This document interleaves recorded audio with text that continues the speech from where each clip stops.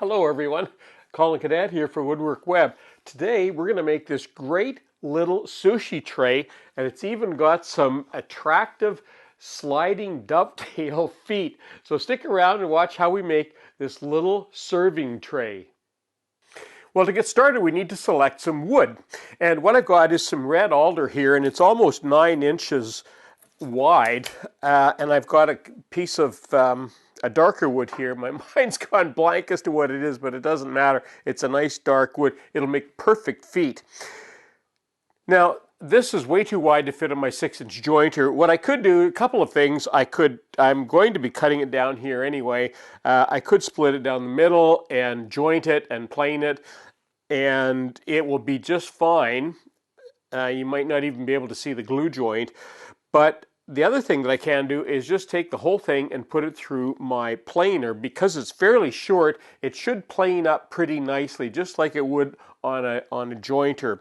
So that's what I'm going to do. So we'll go over to the sliding miter first of all, and we'll cut the top off, and then we'll cut it to length.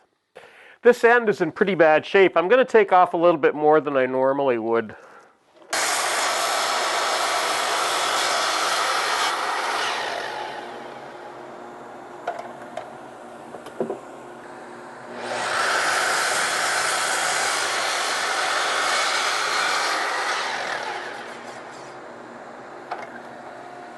Now I've moved over to the planer, and you can see that there's still a little bit of wobble in this board. So what I've done, I want to make sure that it's flat where it goes directly into the planer, and you can see where it's moving down here. I'm going to put a wedge right in there until it snugs right up, and of course there's the backer along here so that when this goes through the planer, it can't move and we'll actually end up with a flat piece on the top here.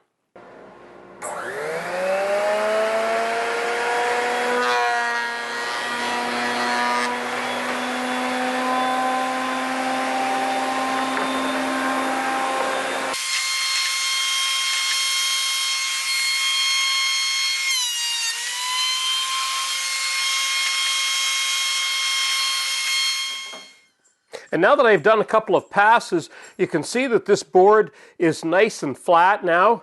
Now, of course, the side we haven't planed yet is still going to have a little bit of warpage to it, but we'll fix that up with a few passes.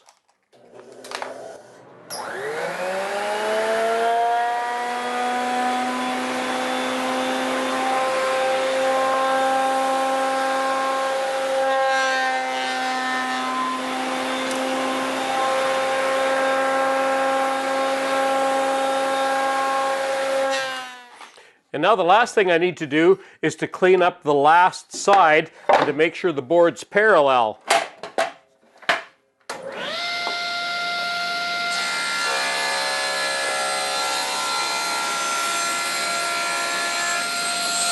Now the next thing I'm going to do is insert this dovetail bit into my router table, and I'm going to insert it right to where the carbide is, and that's going to be the level of the tabletop. It'll be a little hard to see when it's in there, so I'll show you that now. And of course, we always unplug the router when we're installing router bits. And that's about good right there. Now what I'm going to do is I'm going to take one pass and I'm going to run through this test piece, and I'll have a look at it. And one pass is not going to be wide enough. So what I'm going to do is I'm going to take that end. It could take either one, but because it's a little bit askew this way, I'll take a little bit off that end. And I'm going to move this end of the table back just a little bit and take a second pass. And that will make a little bit wider dovetail. So it'll just make a little bit wider groove that we can put the foot into. Now, even though this is a fairly wide board, I'm still going to use a backer board with it for two reasons: to help make sure I keep it stable when we run it through the bit, and also to reduce any tear out in the back side.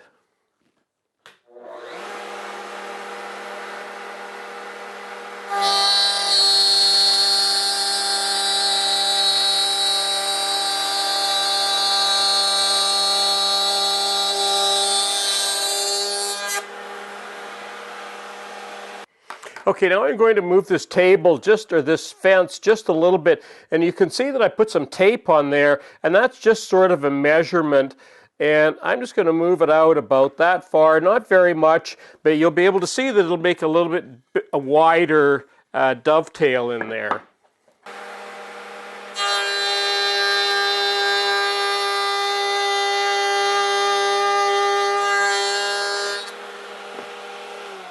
Okay, that looks good. I'm going to go ahead now and make the cut on our board.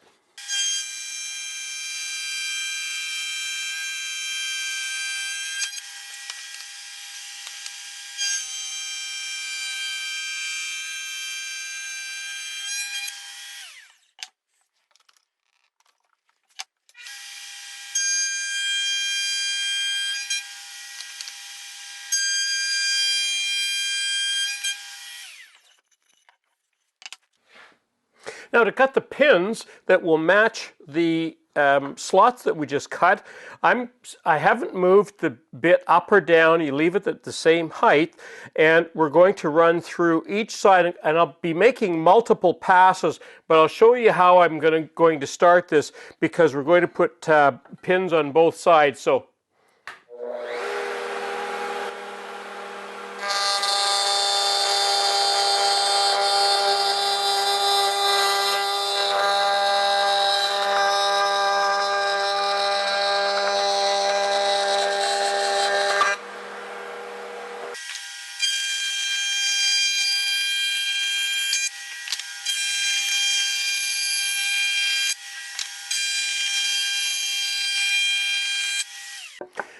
now you can see that those pins are way too big to go in the slots yet. So what I'm going to be doing is I'm going to be moving the fence back a little bit at a time and running each side and doing the same thing.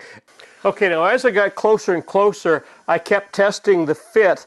So it's still a little bit on the tight side, but it is sliding in, so that's good. Now we need to finish up the feet. Okay, I've set the blade to almost the middle. This side will be a little bit larger, but I need it that way so that I can run it back through the saw blade, and that way both of these feet will be the same width.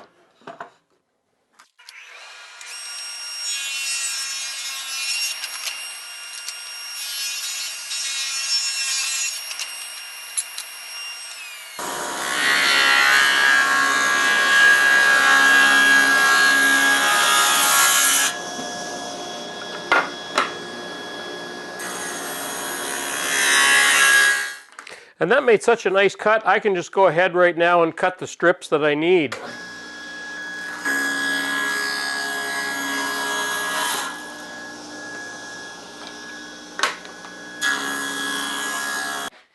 Now the reason I did that sequence is because I want to use the same round over bit. It's a very tiny round over bit, and I want to use the same one for the feet and for the top strips. So we'll do that now. Now our round over bit has a bearing on it, and anytime you're working with a bearing on a router table with a fence, you want to make sure that you isolate that bearing. Okay. Now here's an example where we're working with some very small pieces here. These are easy to handle on the router. I can use those. Those are fine, but these are a little too tight to be using fingers with, so I'm going to be using my paddles for those.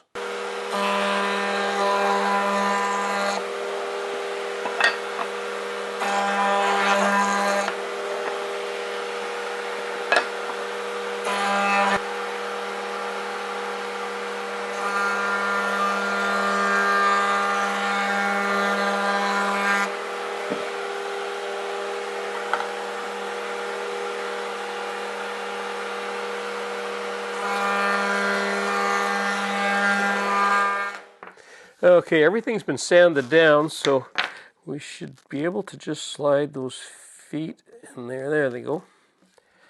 A little snug. And I just want to put a little bit of glue on this side. Okay. All right. Now, we need to put the tops on. And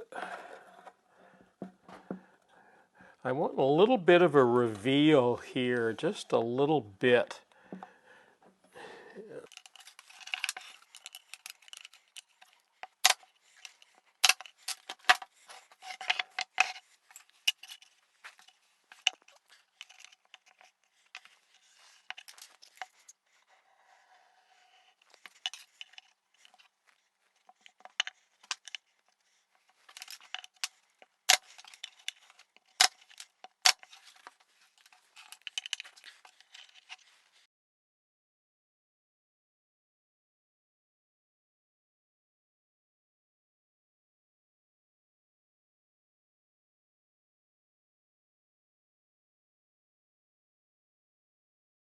Well, and there's my finished little sushi tray, and it's even got some sushi on it.